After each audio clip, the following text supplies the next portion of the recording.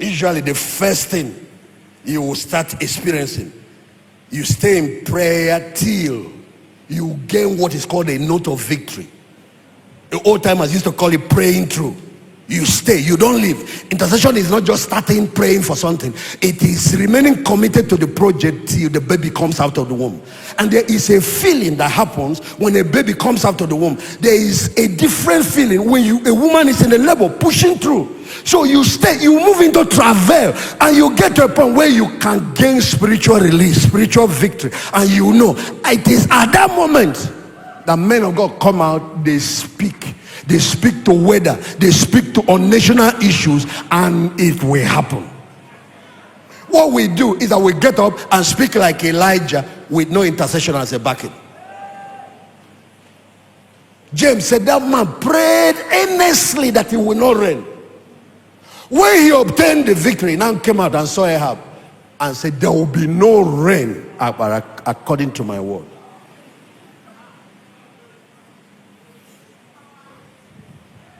Because God has helped me to enter certain dimensions where the forces of nature obey.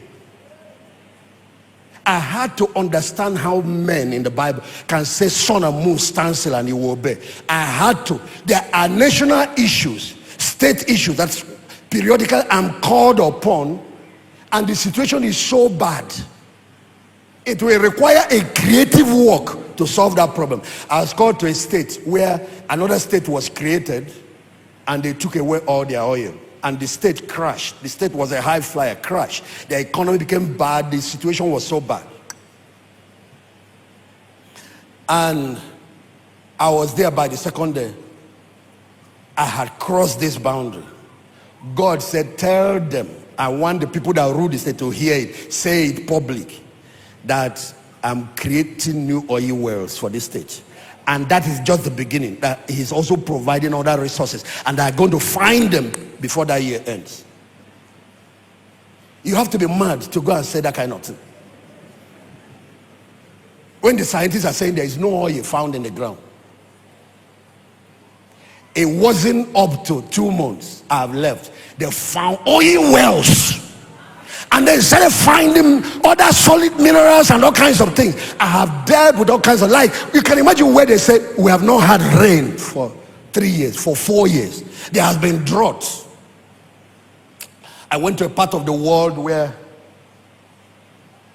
because of snow and because of, the parts of the world that are in cold, they only have 3 months of normal weather to plant crops. So the farmers, their crops were damaged. A lot of the people who came for the program were telling me stories how their economy was badly affected because of the amount of cold and snow and all ice and all those things that happened. They were not able to.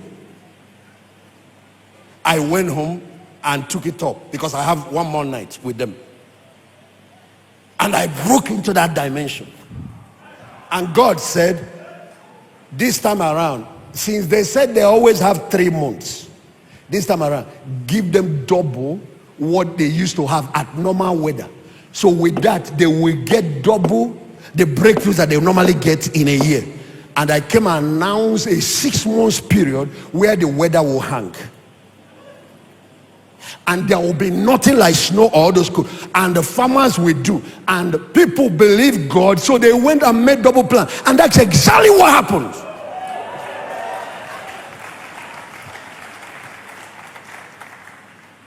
The kind of money people sent me from that country.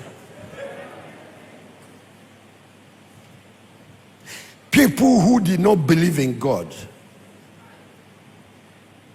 There were certain individuals there who had all these things about God. That was what convinced them. They said they don't believe in miracles. The pastors arrange miracles. Watch, we're going to see strange things in these last days. It's not just healings. It's not just deliverances. We're going to see acts of God in nature. We're going to see God intervening in nature. Oh, there are some things I don't want to say it. If you say it, it will look like we're building an auditorium. This one happened in this country, in a particular part of this country. It's not this administration. Another administration was in office. The economy of Nigeria crashed so much. And we have raised the complete money for that project. And then the crash happened, dollar, all of those things. Now, building the auditorium, we could do it here. It was a 10,000 auditorium. But the air conditioning system, you know, this giant, we are flying from Dubai. Our PA systems was being brought in from America. Different things that were being imported. Now, we have to either double, start raising funds all over again. Or, what do?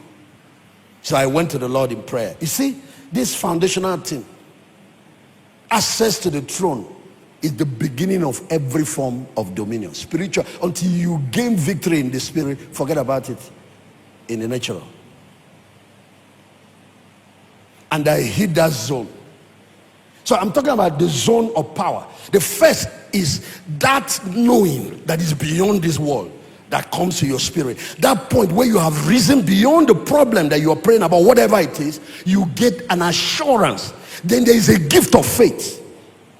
Then there is a gift of healing that is installed into you. And these healings, among the gifts of the Spirit, there are two that come like grapes in clusters.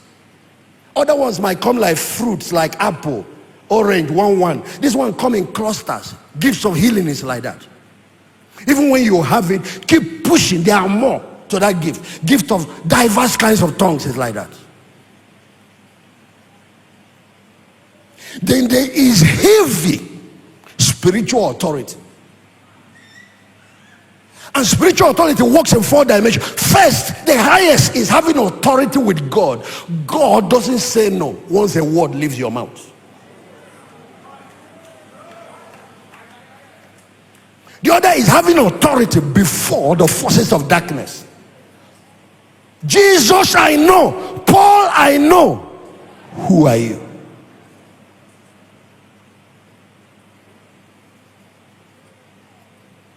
The third is influence, tremendous influence over human beings. I've set thee over nations to root out, to pull down. One time he told Jeremiah, I'm making you a battle axe. You can even divide a man and a woman. So when one of our brethren strays, if it's a sister, he follows one unbeliever, and they try talking, it won't work. I tell them, bring the case to me.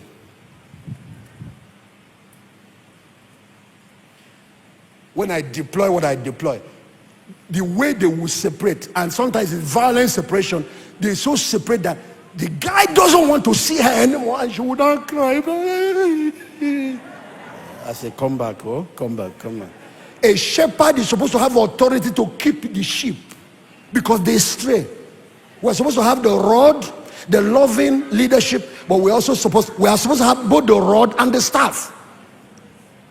That's what Psalm 23 said. He is my shepherd, but his rod and his staff. That's what he used to lead people. One is authority. God gave us people. And I told the Lord, you had only one son of perdition. I don't want to have 100. He said, of all you gave me, I kept. There is a power given to the shepherd to keep his people. The devil knows that I'm like David.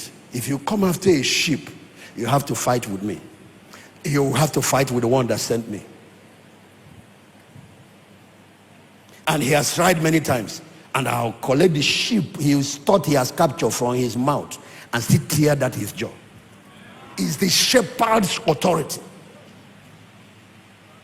These degrees are gained in prayer, not in classroom. They are gained while spending time. Oh, I need to go.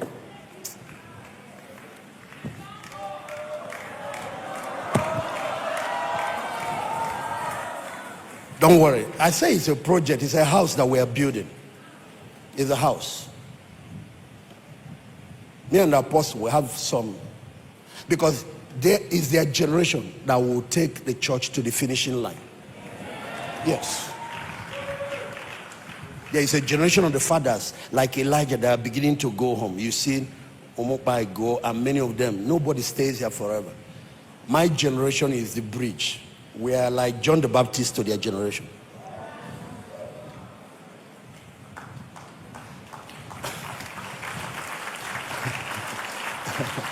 Yeah.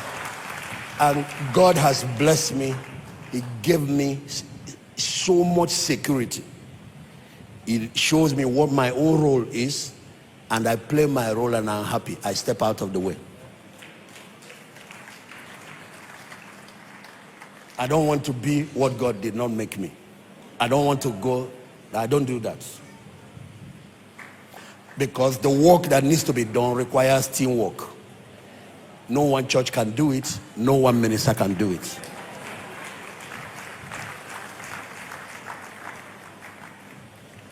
If you're out there, you think you are one exceptional gift, you are alone, can handle all of this, you are in big error.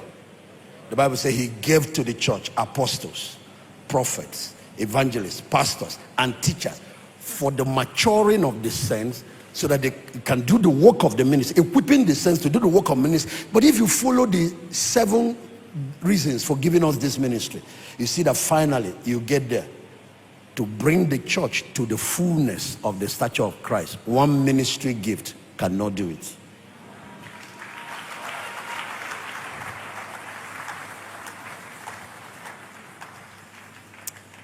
There's so much to say about these different stages. But you see that lower stage, the prayer, it leads me to what I call the ultimate reward of intercession.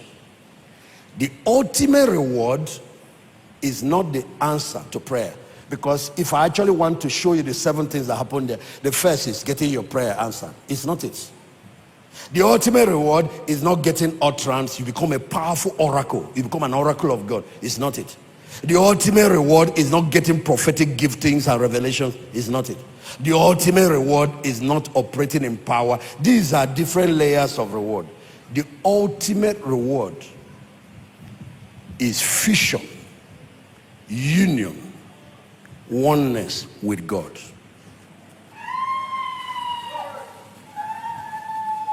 At that ultimate level, the Holy Spirit and the human spirit has so fused together that the thing explodes like something greater than atomic bomb, than nuclear weapon.